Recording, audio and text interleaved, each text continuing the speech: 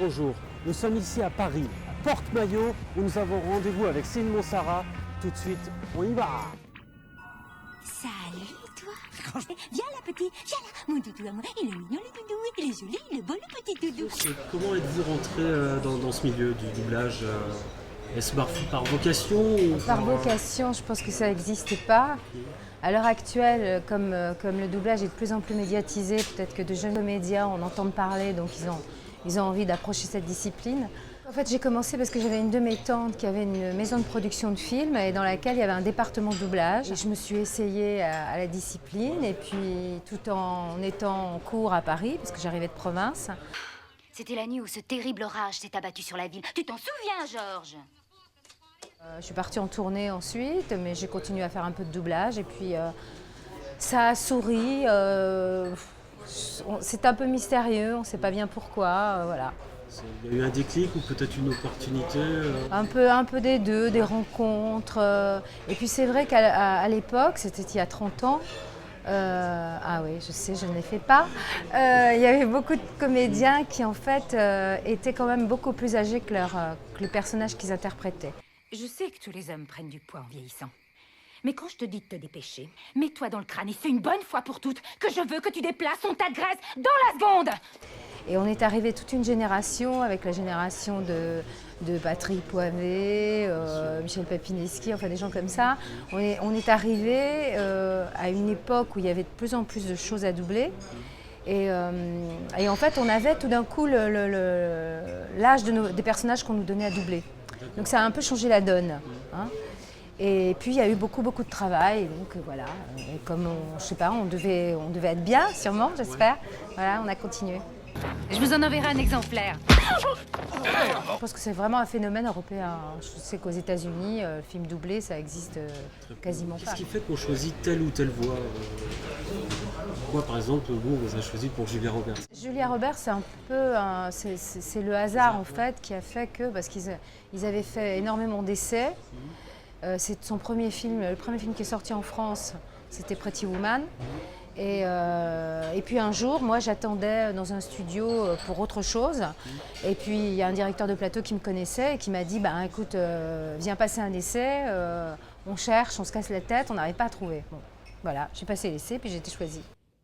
J'adorerais être à votre disposition nuit et jour, mais vous êtes très riche, joli garçon. Vous pourriez avoir les filles à l'œil. Bien sûr, on modifie un peu sa voix. Bon, pour Julia Roberts, non, parce que bon, c'est ma voix. Mais il est évident que quand j'ai doublé la Schtroumpfette, j'avais pas tout à fait la même voix. Mais vous m'avez fait peur. Mais qui êtes-vous? je suis un Schtroumpf. Et vous? Moi, je suis une Schtroumpfette. Une Schtroumpfette? Vous n'en avez jamais vu? Non. Et vous aimez ce que vous voyez? Eh ben, je sais pas. Vous aimerez. Pour d'autres personnages aussi, j'ai changé ma voix. Par exemple, j'avais fait Dragon Ball Z, enfin Dragon Ball et puis Z ensuite. Donc là aussi, j'ai changé ma voix. C'était pour le personnage c'était Bulma. C'était Bulma, Chichi et bien d'autres choses encore. Non, surtout, on ne s'énerve pas. Je ne suis pas du tout ce que vous croyez. Je suis un être humain. Ah bon? Vous en êtes sûr? Mais comment vous travaillez justement ces voix C'est difficile à expliquer, ça s'explique pas. Vous voyez la tête du personnage à l'image et tout d'un coup, vous avez un truc qui vient, puis vous vous inspirez aussi de l'original. Je m'appelle agent Angelina Josefina Savilar Corazon Teresa Carmelita Juarez. En moyenne, vous mettez combien de temps à doubler un film en entier? Ça dépend quand on est tous ensemble. Alors ça prend plus de temps. Disons que pour un 35, on peut passer 5-6 jours. Et puis très souvent, on est seul, on est en track. Hein. Et donc là, évidemment, on met moins de temps. Par exemple, pour Dory, dans Nemo, moi j'ai enregistré quasiment toute seule. Donc j'ai enregistré 2 jours. T'as un problème, petit? Qu'est-ce que t'as? Tu veux te battre? Ouais, c'est vrai, tu m'impressionnes.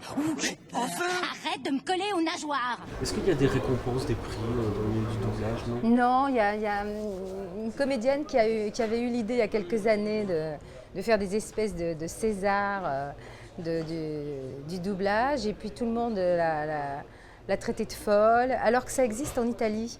Parce que moi j'ai rencontré une comédienne qui double Julia Roberts en Italie, en italien. Et justement, elle me disait qu'elle avait eu un prix pour son interprétation. Et donc ça existe en Italie et c'est pas du tout quelque chose de ringard. Je ne pensais pas que vous pouviez être aussi tendre. Et puis le métier est de plus en plus difficile. Donc on a vu arriver toute une vague d'acteurs qui jouaient beaucoup et puis qui se sont mis à faire du doublage parce que c'était quand même assez rémunérateur. Et maintenant, disons que le doublage a retrouvé ses lettres de noblesse. Je suis Romy, facette hindoue et Fogg l'homme de ma vie.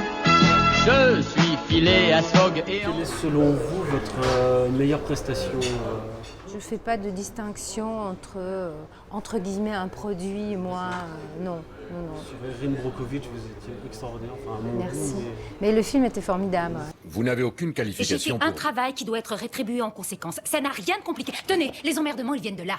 Les avocats, qu'est-ce qu'ils font? Ils compliquent des situations qui étaient simples à l'origine. Les gens voient les avocats comme des enfoirés de parasites et des faux culs de première. Et ils ont raison. C'est quand même incroyable que vous me fassiez ça maintenant, alors que je suis en plein bordel dans l'affaire Kettelman, qui, mine de rien, risque de représenter 2 fois plus de monde que Hinckley. Et vous voulez que j'aille là-bas, que je laisse mes gamins à des parfaits inconnus pour faire du porte-à-porte, persuader les gens que vous allez les sauver pendant que moi, je me fais baiser? Faut comprendre une chose, c'est pas du montant qu'on parle. Je vous parle de mon boulot, de la valeur que vous lui attribuez. Je parle du fait que quoi que je fasse, vous venez... Ah non, puis on a pris beaucoup de temps à le faire parce qu'on a quand même eu plus de 10 jours d'enregistrement, ce qui est beaucoup. Et ça a été un très très beau travail et c'est vrai que j'ai un très bon souvenir.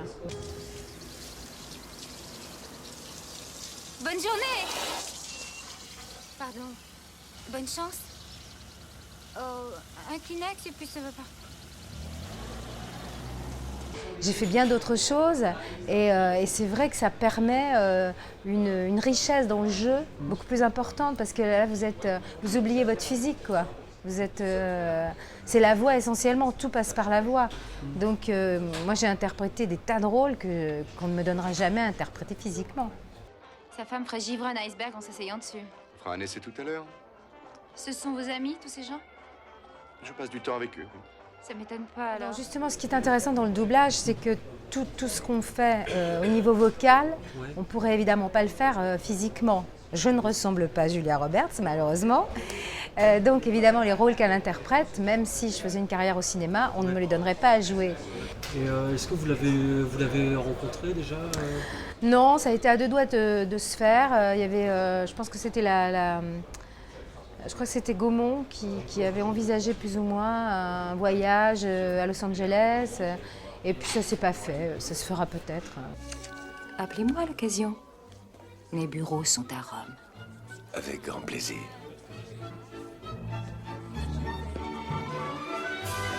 Ainsi se termine cette émission, Gros Plan. Nous retrouvons la semaine prochaine Antonio Rosset qui interviendra Daniel Beretta. À vous les studios. Allô, bonjour, je voudrais parler Madame Jacqueline Porrel, s'il vous plaît. Et j'entends derrière, hold on, let's do it again. Et alors que je recommence, je repars, je dis quelques phrases, et j'entends derrière la grosse voix qui fait, He got the job.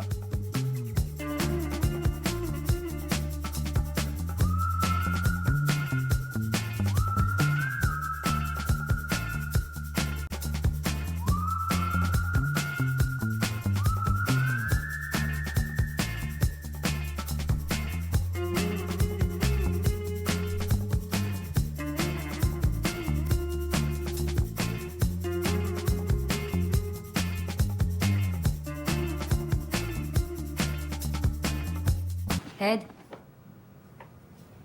vous avez été bon.